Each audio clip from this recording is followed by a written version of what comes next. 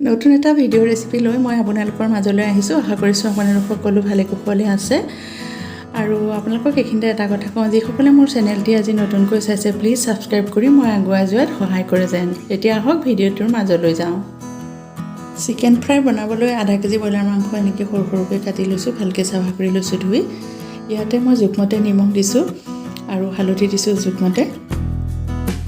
অলপ কৰ্ণফ্ল'ৰ দিছোঁ, কৰ্ণফ্ল'ৰ নাথাকিলে পিঠাগুড়ি দি ল'ব পাৰে, কেঁচা পিঠাগুড়ি। এইখিনি ভালকৈ মিক্স কৰি ল'ম। এনেদৰে চিকেন ড্ৰাই ফ্ৰাই ঘৰতে বনাই খাবলৈ বহুত ভাল লাগে।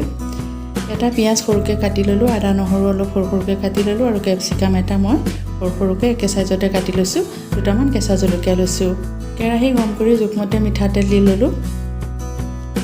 ইয়াতে পিঁয়াজখিনি দিলোঁ, বাকী কাটি ৰখা আদা নহৰু কেপচিকাম গোটেইখিনি মই ইয়াতে দি দিলোঁ। অলপ সময় ভাজি ল'ম এইখিনি কেঁচা গোন্ধটো যোৱালৈকে। মাংস যিমান হয় তাৰ পৰিমাণৰ বাকীখিনি বস্তু ল'লে হ'ল। এইখিনি মোৰ ভাজা হৈ গ'ল, আধা ভজাকৈ ল'লোঁ।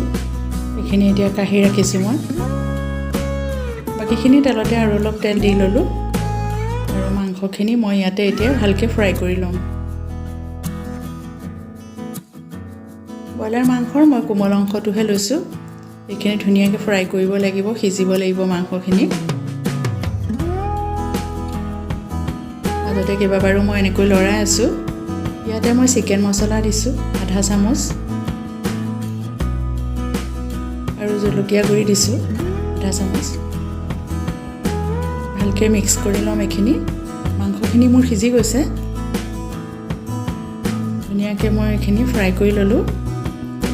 ইয়াতে এতিয়া মই আধা ভাজি থোৱা বাকীখিনি পিঁয়াজ আদা নহৰু আৰু কেপচিকাম দি দিছোঁ। এইখিনিও ভালকৈ মিক্স কৰি ল'ম। এয়া মোৰ হৈ গ'ল চিকেন ড্ৰাই ফ্ৰাই। যদি এনেকৈ বনাই খোৱা নাই আপোনালোকে বনাই খাব আৰু ভিডিঅ'টো ভাল পালে লাইক কৰিব। এতিয়া মই দিছোঁ ইয়াতে টমেটো চচ এচামুচ আৰু চয়া চচ আধা চামুচ দিছোঁ। চয়া চচ বেছি দিব নালাগে। এইখিনি হৈ গ'ল, ভালকৈ মিক্স কৰি ল'লোঁ মই। আৰু ইয়াতে কেঁচা জলকীয়া দি দিছোঁ, যিমানটো খায় সিমানটো দিব আৰু জলকীয়া। গোটেইখিনি মিক্স কৰি ল'লোঁ। চিকেন ড্ৰাই ফ্ৰাই মোৰ ৰেডি হৈ গ'ল। এনেকৈ বনাই খাব আপোনালোকে আৰু ভিডিঅ'টো কেনে পালে মোক জনাবলৈ নাপাহৰিব।